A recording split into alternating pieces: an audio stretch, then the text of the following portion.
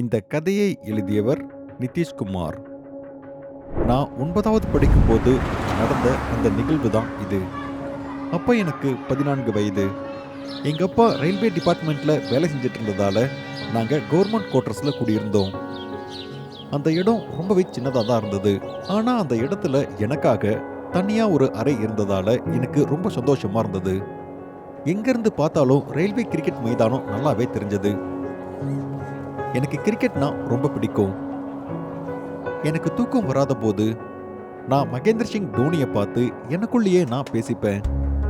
இன்னைக்கு நாள் இப்படி போச்சு, யாரை சந்திச்சேன், என்ன நடந்தது எல்லாத்தையுமே அவர்கிட்ட சொல்லுவேன். உண்மையை சொல்ல போனா அவர் எனக்கு சொந்தன்ற மாதிரி ஃபீல் பண்ணேன்.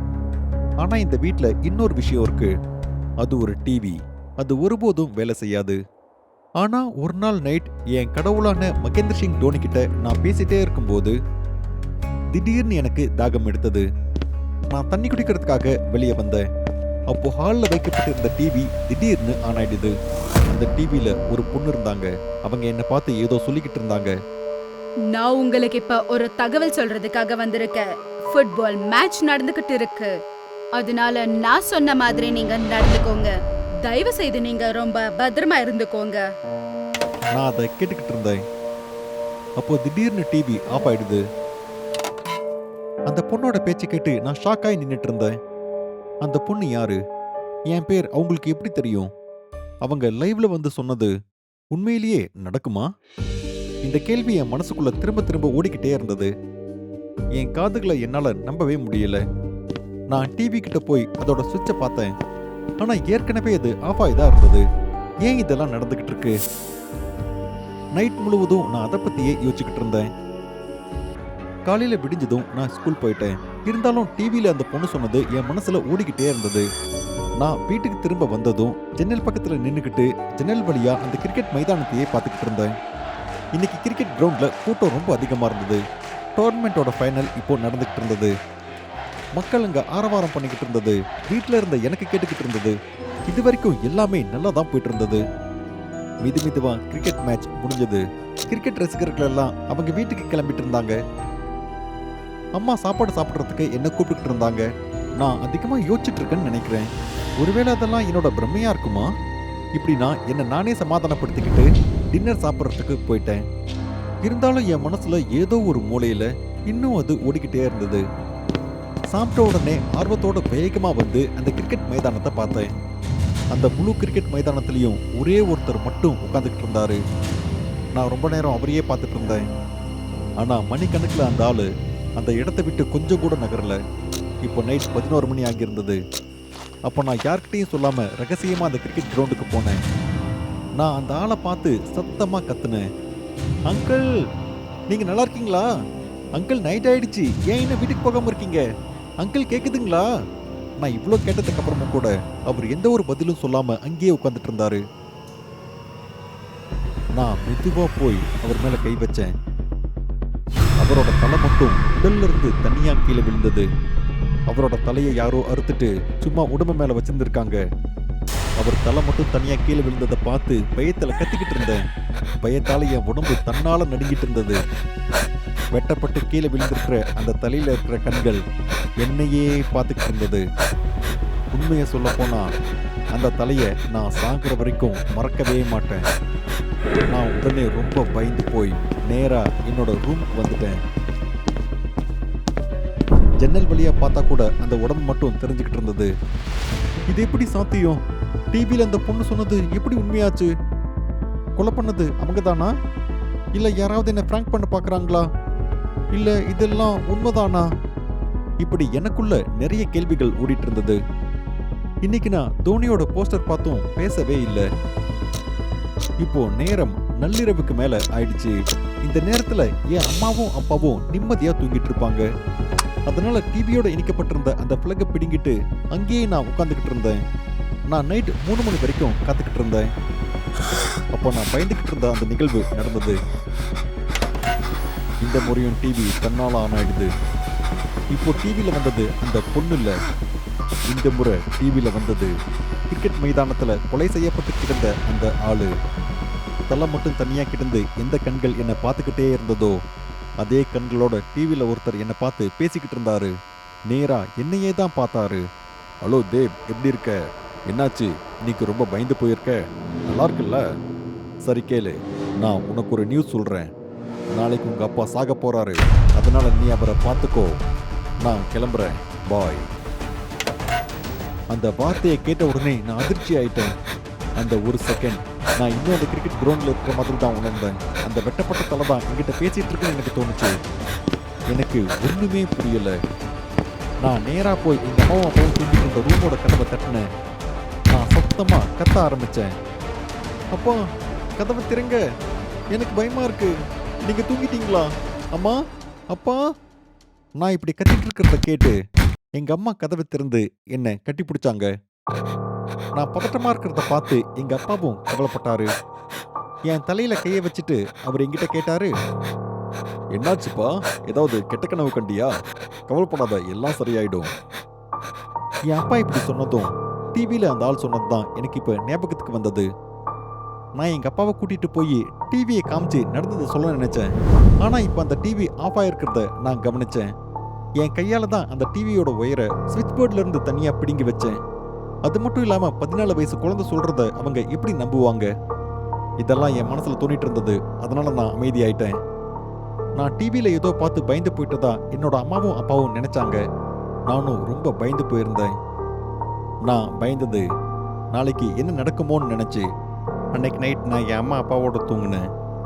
நான் நைட் முழுவதும் கண்ணை மூடிக்கிட்டு மறுநாள் சூரியன் வரக்கூடாதுன்னு வேண்டிக்கிட்டு இருந்தேன். அடுத்த நாள் காலையில் சூரியன் வெளியே வந்தது. நாள் முடியும் போது சூரியன் மறைஞ்சது. மெதுவா இருட்டும் வந்தது. அம்மா, அப்பா ஏன் இன்னும் வரல? இந்நேரம் அவர் வந்திருக்கணுமே. நான் காலையில் சொன்னேன்ல, இன்னைக்கு நாள் முழுவதும் நான் அப்பா கூடயே இருந்தாகணும்னு. ஆனால் அவர் ஏன் வேலைக்கு போயிட்டாரு? எனக்காக அவர் ஒரு நாள் கூட லீவ் போட மாட்டாரா? அப்போ என் அம்மா என்கிட்ட சொன்னாங்க, தேவ், நான் உன்னை கவனிச்சுக்கிட்டே தான் இருக்கேன். நேத்து ராத்திரியில இருந்து நீ ரொம்பவே ஓவரா பண்ணிட்டு இருக்க. உனக்கு என்ன ஆச்சு? எனக்கு ஒன்னும் புரியல. லாஸ்ட் மந்த் தானடா நம்ம போயிட்டு வந்த வாட்டர் பார்க்கு. மறுபடியும் போகணுன்ற எதுக்காக இப்படி அடம் பிடிக்கிற? எனக்கு பிடிக்கவே இல்ல. லேட் நைட் வரைக்கும் டிவியை பார்த்து படிக்காம வேற இருக்க. நீ என்ன பண்ற? என் அம்மா பேசி முடிச்சதும் ஃபோன் அடிக்க ஆரம்பிச்சது. அவங்க ஃபோன் எடுத்து பேச ஆரம்பிச்சாங்க. ஃபோன் பேசிட்டு இருக்கும்போது என் அம்மாவோட முகம் மாறுறத என்னால் பார்க்க முடிஞ்சது. ஃபோன் பேசி முடியறதுக்குள்ள என் அம்மாவோட கண்கள் ஈரமாயிடுச்சு. அதுக்கப்புறம் அவங்க கண்ணீர் விட்டு அழ ஆரம்பிச்சிட்டாங்க. அவங்களோட கை கால்கள் நடுங்கிட்டு இருந்தது. என் அம்மா அழுதுட்டு இருக்கிறத பார்த்து என் மனசுல பயம் கரை புரண்டு ஓடிக்கிட்டு இருந்தது. அம்மா, என்னாச்சுமா? அம்மா, ஏதாவது சொல்லுங்கம்மா. அப்பா நல்லா இருக்காரா? இப்படி நான் என் அம்மா கிட்ட என்னோட அப்பாவை பத்தி கேட்டுக்கிட்டு இருந்தேன். ஆனா நான் கேட்ட எந்த கேள்விக்கும் என் அம்மா பதில் சொல்லவே இல்லை. அப்புறம் கடைசியா என் தலையில கை வச்சு அவங்க சொன்னாங்க, மகன், நீ வீட்லயே இரு. கொஞ்ச நேரத்திலே நான் வரேன். எல்லாம் சரியாயிடும். எதுக்குமே பயப்படாத, நான் இருக்கேன். என்னோட அம்மா என்கிட்ட அப்படி சொல்லிட்டு என்னை விட்டு 2 அடி எடுத்து வச்சிருப்பாங்க. அப்ப அவங்களுக்கு பக்கவாதம் வந்துருச்சு. நைட் முழுவதும் அம்மா ஹாஸ்பிட்டல்ல இருந்தாங்க. அடுத்த நாள் காலையில வீட்டுக்கு வந்துட்டாங்க. ஆனா அப்பாவை பத்தி அம்மா எதுவுமே சொல்லல. பக்கவாதம் வந்ததுக்கு அப்புறம் அம்மாவால பேச மட்டும்தான் முடியும். அவங்களால இப்ப முன்ன மாதிரி எழுந்து நடக்க முடியாது. இப்போ என்னோட வீடு விரிச்சோடி போய் இருந்தது. நான் வீட்டுல ஒரு மூலையில உட்கார்ந்துகிட்டு இருந்தேன். என் அம்மா படுக்கையில அழுதுகிட்டே இருந்தாங்க. இப்ப எனக்கு பசியும் இல்ல, தாகமும் இல்ல. இது வரைக்கும் என் அப்பா இருந்த இடம் எனக்கு தெரியல. இதுக்கு மேல என் அப்பாவை கண்டுபிடிக்கிறதுக்கு ஒரே ஒரு வழி மட்டும்தான் இருக்கு, அந்த டிவி. மெதுவா நைட் 3 மணி ஆயிடுச்சு. டிவியோட ஒயர் சுவிட்ச் பாக்ஸ்ல இருந்து இன்னும் பிடுங்கி வைக்கப்பட்டிருந்தது. ஒவ்வொரு முறை நடக்கிற மாதிரி இந்த முறையும் டிவி தன்னால ஆன் ஆயிடுச்சு. இந்த முறை நான் பார்த்தேன். என் கண்ணில இருந்து கண்ணீர் வந்துகிட்டே இருந்தது. இந்த முறை டிவியில என் அப்பா லைவ்ல இருந்தாரு. ஹலோ மகனே தேவ், எப்படி இருக்க? என்னாச்சு? ஏன் இப்படி அழுதுகிட்டு இருக்க? நீ நல்லா இருக்கல்ல? சரி கேளு, உங்ககிட்ட சொல்றதுக்கு எனக்கு ஒரு செய்தி இருக்கு. நாளைக்கு நம்ம வீட்டுக்கு எதிரில் இருக்கிற வீட்டில் 4 பேர் சாக போறாங்க. நீ உன்னையும் உங்க அம்மாவையும் பார்த்துக்கோ. நாம சீக்கிரம் சந்திக்கலாம். பாய். இப்படி சொன்ன உடனே டிவி ஆஃப் ஆயிடுது. டிவி ஆஃப் ஆன உடனே நான் டிவி பக்கத்துல போய் அப்பா அப்பா அப்பான்னு கத்திக்கிட்டு டிவியை கட்டி பிடிச்சிக்கிட்டு இருந்தேன். இல்லப்பா இல்ல, நீங்க எங்க போயிட்டீங்க? எங்களுக்கு நீங்க தேவைப்பா. அப்பா ப்ளீஸ் திரும்ப வாங்க. நான் பேசுறது கேக்குதா? அப்பா ப்ளீஸ் திரும்ப வாங்கப்பா. எங்க அப்பாவை நான் கூப்பிட்டுக்கிட்டு டிவி கிட்ட நான் பேசிக்கிட்டு இருந்தேன். அப்போ எனக்கு மனசு கேட்கவே இல்லை. உடனே அந்த டிவியை கீழே போட்டு நான் அதை உடைச்சிட்டேன். அந்த சத்தத்தை கேட்டு எங்க அம்மா எழுந்துட்டாங்க. பக்கத்து வீட்டுக்காரங்க சண்டை போட்டுட்டு இருக்காங்க, அதுதான் அந்த சத்தம் அப்படின்னு நான் எங்க அம்மா கிட்ட சொல்லி எங்க அம்மாவை தூங்க சொல்லிட்டு நான் வந்துட்டேன். நான் தூங்கி எழுந்ததும் காலையில பார்த்தேன். அந்த டிவி முன்னாடி இருந்த மாதிரி அதே இடத்துல அப்படியே இருந்தது. அதுல ஒரு சின்ன கீறல் கூட இல்லை. இப்ப என் மனசுக்குள்ள ஒரே ஒரு விஷயம் மட்டும்தான் ஓடிட்டு இருந்தது. இந்த டிவியோட ரகசியத்தை நான் தெரிஞ்சுக்கணும்னு. இறந்து போனவங்க ஏன் இந்த டிவிக்குள்ள வராங்க அப்படின்ற கேள்வி என் மனசுக்குள்ள திரும்ப திரும்ப ஓடிக்கிட்டே இருந்தது. எப்படி சாவ போறவங்களை பத்தி இவ்வளோ சரியா சொல்றாங்க? இதை கண்டுபிடிக்க ஒரு வழிதான் இருக்கு. என் வீட்டுக்கு எதிர் வீட்டில் இருக்கிற 4 பேர் சாக போறாங்கன்னு நேத்து எங்க அப்பா டிவியில வந்து என்கிட்ட சொன்னாரு. அந்த கொலையாளியை கண்டுபிடிச்சிட்டா இதுக்கான காரணத்தை நான் கண்டுபிடிச்சிடலாம்னு நினைச்சேன். அடுத்த நாள் காலையில நான் கண்காணிக்க ஆரம்பிச்சேன். 24 மணி நேரமும் ஒரு தொலைநோக்கி மூலமா நடக்கிற எல்லாத்தையும் கவனிச்சிட்டு இருந்தேன். என் மனசுல பதட்டம் அதிகரிக்க ஆரம்பிச்சது. இருந்தாலும் என் அப்பாவை கொன்னவனை நான் கண்டுபிடிச்சே தீரணும். நான் என்னோட மனசை கல்லாக்கிக்கிட்டு ரகசியமா அந்த வீட்டுக்கு போய் கேஸ் லீக் பண்ண ஆரம்பிச்சேன். ஏதாவது நடக்கும்னு நான் காத்துக்கிட்டே இருந்தேன். வெறும் 10 நிமிஷத்துல அந்த கேஸ் வெடிச்சு வீடே நாசமானது. அந்த கேஸ் வெடிப்பால 4 பேர் செத்துட்டாங்க. உண்மையை சொல்ல போனா என்ன நானே வெறுக்க ஆரம்பிச்சிட்டேன். என்னால என்னையே பார்க்க முடியல. என் அப்பாவை கொன்னவனை கண்டுபிடிக்கிறதுக்கு வேற வழியே இல்லை. இதை விட்டா வேற வழியும் எனக்கு தெரியல.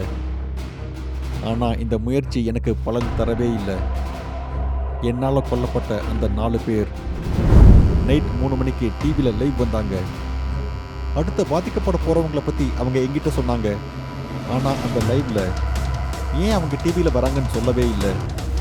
ஆனாலும் நான் விடல. அவங்க டிவியில வந்து சொன்னது அடுத்து யார் சாக போறாங்கன்னு அவங்க டிவியில வந்து சொன்னாங்க. நான் இந்த முறையும் என்னோட கையால அந்த ஆளை கொன்னேன். அதுக்கப்புறம் இன்னொருத்தர், அதுக்கப்புறம் இன்னொருத்தர், அதுக்கப்புறம் இன்னொருத்தர், அதுக்கப்புறம் இன்னொருத்தர். கொல்லப்பட்ட ஒவ்வொருத்தரும் தினமும் 3 மணிக்கு டிவியில வந்தாங்க. அடுத்து யார் சாக்க போறாங்கன்னு அவங்க சொல்லிக்கிட்டு இருந்தாங்க. நான் அவங்கள கொண்டுகிட்டு இருந்தேன். இந்த கதையை பார்க்குறவங்க என்ன ஒரு பைத்தியம்னு சொல்லலாம், இல்லை நான் ஒரு சைக்கோ இல்லை சீரியல் கில்லர்னு தோணலாம். ஆனால் உண்மை என்னன்னா, இப்போ தினமும் நைட் 3 மணிக்கு நான் டிவி பார்க்குறேன். பாதிக்கப்பட்ட ஒவ்வொருத்தரும் டிவியில் வந்து சொல்லுவாங்க. ஆனால் அவங்க எல்லாரையும் கொன்னது நான் தான். இப்போ எனக்கு 34 வயசாகுது. இது வரைக்கும் 100கணக்கான பேரை கொண்டு இருக்கேன். இன்னிலடங்காத விபத்துக்களை நானே என் கையால் திட்டம் போட்டிருக்கேன். இந்த சிட்டி ரொம்ப மாறிடுச்சு. நான் எந்த சிட்டிக்கு போனாலும் எங்க அம்மாவை கூப்பிட்டுக்கிட்டு நான் டிவியை எடுத்துட்டு போயிடுவேன். ஏன்னா எது நடக்குமோ அது கண்டிப்பா நடக்கும். என் அப்பா எப்படி சாகணுமோ அவர் அப்படியே செத்தாரு. ஒருத்தர் சாகிறதுக்கு நான் ஒரு வழின்னு இப்போ நான் புரிஞ்சுக்கிட்டேன். நான் சீரியல் கில்லரா மாறுறதுக்கு அந்த டிவி தான் ஒரு முக்கியமான காரணம். அந்த டிவியில் வர அடுத்த செய்தி உங்களோட செய்தியா கூட இருக்கலாம். கவனமா இருங்க. அது நடந்தா சீக்கிரம் சந்திக்கலாம். நான் உங்களை கவனிச்சுட்டு தான் இருக்கேன். பாய். பயங்கரமா இருக்கிற இந்த மாதிரியான கதைகளை பார்க்கறதுக்காக டூடு டிவி ஹாரர் தமிழுக்கு உடனே சப்ஸ்கிரைப் பண்ணுங்க. அப்புறம் உங்களோட கதையும் இந்த உலகத்தில் இருக்கிறவங்க பார்க்கணும்னு நீங்க ஆசைப்பட்டீங்கன்னா உடனே டூடு டிவி மெயில் அட்ரஸ்க்கு உங்களோட கதையை அனுப்புங்க. அடுத்த பயங்கரமான கதை உங்களோட தான் இருக்கிறதுக்கும் வாய்ப்பு இருக்கு.